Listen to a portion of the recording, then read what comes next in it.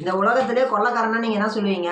கொள்ளக்காரனா எனக்கு தெரிஞ்சு எங்கள் ஊரில் வந்து பார்த்தீங்கன்னா 150 ரூபா கோட்டரை மிரட்டி கொடுங்குற அல்லகை இருக்கிறாங்க, அவங்க இருக்கிறாங்க, இவங்க இருக்கிறாங்க. 100 ரூபாய்க்கு கொலை பண்ணுறவங்க இருக்கிறாங்க, பீடி கொடுக்கலன்னா கொலை பண்ணுறவங்க இருக்கிறாங்க. இந்த மாதிரிலாம் நம்ம பார்த்துருப்போம். ஆனால் கொள்ளக்காரனா யார் தெரியுமா? நெஞ்சில் கட்ஸோட துப்பாக்கி எடுத்துகிட்டு போய் நிற்கிறான் பாருங்க, அவன் தான் கொள்ளக்காரன். கேட்க உங்களுக்கு காமெடியாக இருக்கலாம். இந்த உலகத்திலே பெரிய கொள்ளக்காரன் பாப்லோ எஸ்கோபர், மிகப்பெரிய போதைப் பொருள் கடத்தல் மன்னன். நம்ம சினிமாவில் வர ரோலக்ஸ் மாதிரி நிஜ வாழ்க்கையில் வாழ்ந்த ஒரு ஆள். அந்த ஆள் முதல்ல துப்பாக்கி எடுத்துகிட்டு போய் தான் அவன் வாழ்க்கையில் மிகப்பெரிய ஒரு ஒரு சாதனையாக இருந்தாலும் என்ன நினச்சாருன்னா $1 மில்லியன் சம்பாதிக்கணும்னாரு. 1 மில்லியன்னா எவ்வளவு? 10 லட்சம். அந்த ஆள் வாழ்க்கைக்கே 10 லட்சம் சம்பாதிச்சா போதுன்னு நினச்சாரு. ஒரு துப்பாக்கி எடுத்துகிட்டு போய் நின்னாரு. அந்த அவங்க ஊர் வழியாக போன ஒரு லாரி மடக்கி, அந்த ஊருக்கு தகுந்த மாதிரி ஒரு லாரி, ஊருக்கு ஊர் லாரி சைஸும் மாறுபடும், அளவும் மாறுபடும், சரக்கும் மாறுபடும்.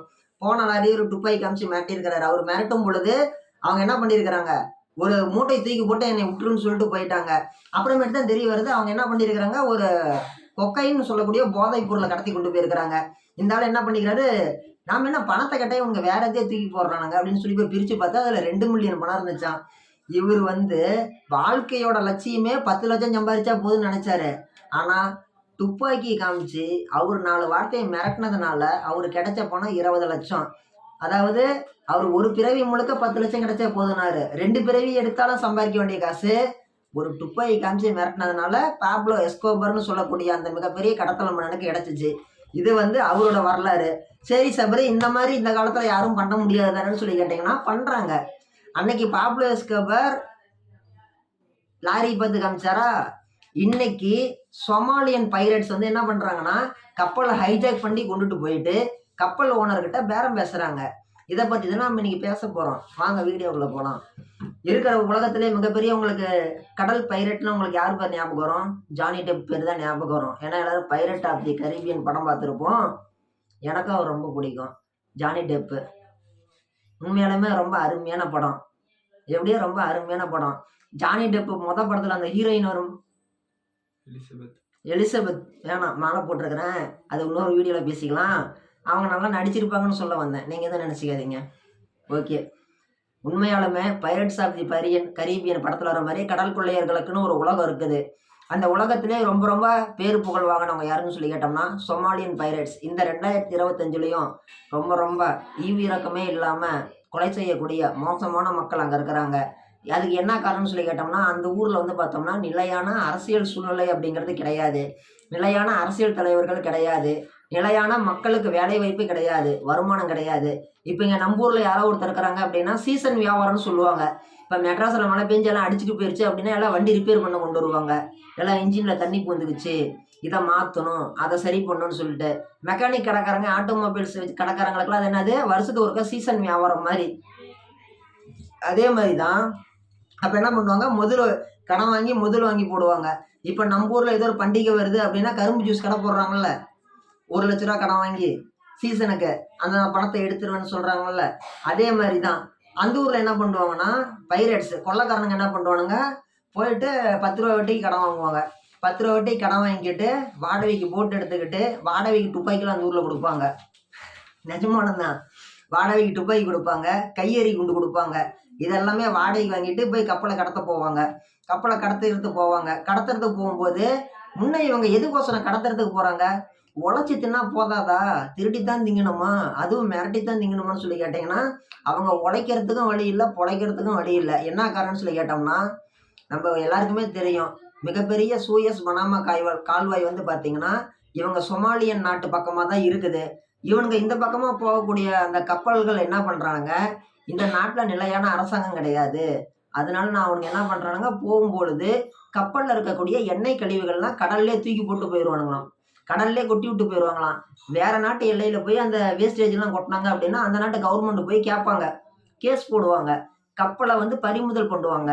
இந்த நாட்டில் நிலையான அரசாங்கம் இல்லைங்கிறதுனால யாருனாலும் என்ன வேணாலும் பண்ணலாங்கிற மாதிரி இவங்க நாட்டு எல்லைகளோட வரும்போது மட்டும் கப்பலில் இருக்கக்கூடிய எண்ணெய் கழிவுகள்லாம் திறந்து விட்டுட்டு போயிடுவாங்களாம். எண்ணெய் கழிவுகள் கடலில் கலக்கிறதுனால மீனெல்லாம் வந்து பார்த்திங்கன்னா கொஞ்சம் தூரம் ஆழ்கடலுக்கு போயிடுச்சான். ஸோ அந்த வழியாக போன கப்பல்லாம் எண்ணெயை கடலில் திறந்து விட்டதுனால அவனுங்க வேலை செஞ்சு பிழைக்கிறதுக்கு வழி இல்லை. நல்லவனாக தான் இருக்கிறான், அவன் கெட்டவனா மற்றவனால தான் உருவாக்கப்படுறான். அப்படி எண்ணெயை திறந்து விட்டு அவனை கெட்டவனா மாத்திரமே அந்தாண்ட போயிட்டான். சம்மந்தமே இல்லாமல் அந்தாண்டா வந்தவனத்தையும் போய் துப்பாக்கி காமிச்சு மிரட்டுறான். அப்படி மிரட்டி பணத்தை பிடுங்குறாங்க. பணத்தை பிடுங்கிறதுக்கு அப்படிங்கிறது சாதாரண விஷயமா அது நடக்கிறது கிடையாது. அவங்கள மிரட்டி ஃபஸ்ட்டு கப்பலை கடத்தி கொண்டு போயிடுவாங்க. கடத்தி கொண்டு போய் வச்சவாட்டி ஐரோப்பிய நாடுகளில் இதுக்குன்னே சொல்லி மாமா புரோக்கர்ஸ் இருக்கிறாங்க. நான் சொன்னது எதுவும் காதில் உழுவல தானே? விழுந்திருக்காது. அங்கே நிறையா புரோக்கர்லாம் இருக்கிறாங்க. அவங்க என்னன்னு சொல்லி கேட்டோம்னா அவங்க ஏஜென்சின்ற பேரில் நடத்துவாங்க. என்ன ஏஜென்சின்னு சொல்லி கேட்டோம்னா இடைத்தரகர் கம்பெனி. இப்போ வந்து கப்பல் வச்சிருக்கிற ஆள் சீனாவில் இருப்பார், கப்பல் ஓனரு. இவங்க நடத்துனவங்க, இவங்க கப்பலை கடத்துனவங்க சோமாலியாவில் இருப்பாங்க. இவங்களுக்கு இடையில புரோக்கர் மாமாவாக இருக்கிறவங்க ஐரோப்பாவில் இருப்பாங்க. இவங்க என்ன பண்ணுவாங்க, சோமாலியன் நாட்டுக்காரங்க சொல்கிறத சீனாக்காரங்கிட்ட போய் கம்யூனிகேட் பண்ணுவாங்க.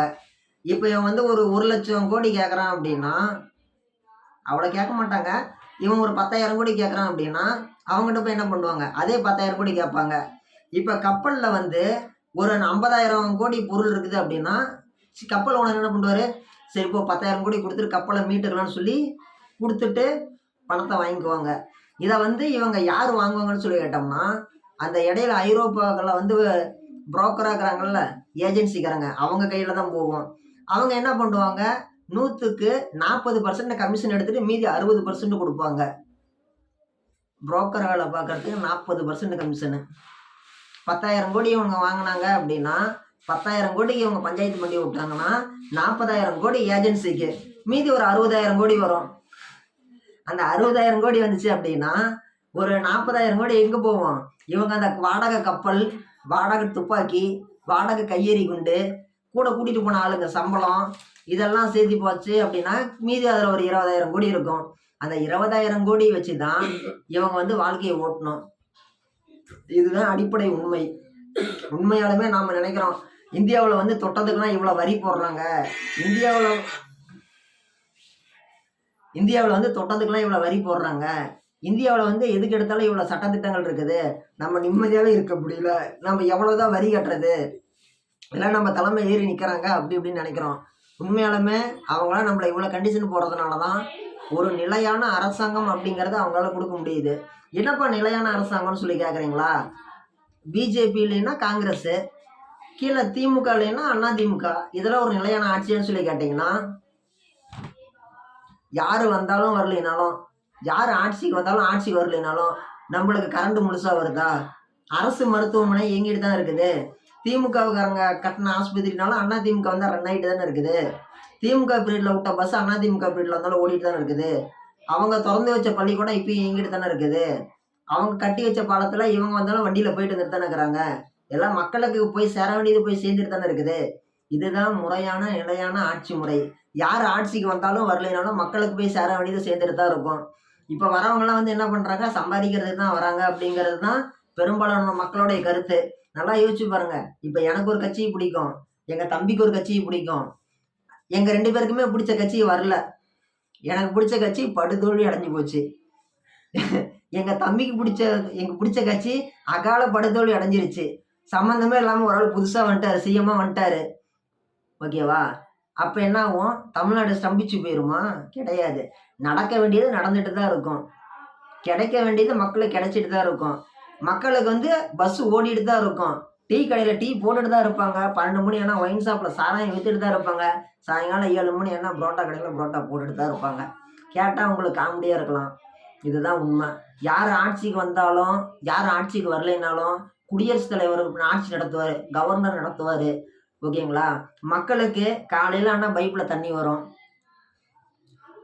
கரண்ட் போயிடுச்சுன்னா நீங்கள் போய் எழுதி வச்சிங்கன்னா கரண்ட் ஆஃபீஸ்லேருந்து செஞ்சு கொடுத்துருவாங்க. இந்த மாதிரி லைன் போயிடுச்சு, ஒயர் பீஸ் போயிடுச்சுன்னா, மேலே ஆட்சி அதிகாரத்தில் யார் இருந்தாலும் இல்லைனாலும் அந்த சிஸ்டம் அப்படிங்கிறது கரெக்டாக ரன் ஆகிட்டு இருக்கும். இந்த சிஸ்டமேட்டிக்காக ரன் ஆக வேண்டியது ரன் ஆகாமல் போன காரணத்தினால தான் பொருளாதார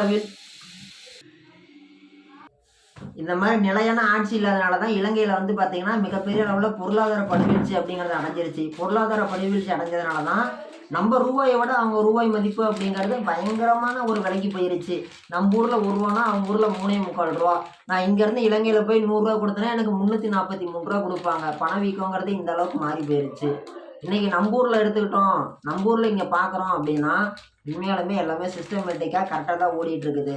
நீங்களும் சந்தோஷப்படலாம், நானும் சந்தோஷப்படலாம், நம்மளை சுற்றி இருக்கிறவங்களும் சந்தோஷப்படலாம். இதனால தான் நிலையான ஆட்சி இல்லாதனால தான் நல்லவனா இருக்கிற சோமாலியன் நாட்டு மக்கள் வந்து பார்த்தீங்கன்னா, தப்பான வேலைக்கு போறாங்க, தப்பான வேலை செய்றாங்க.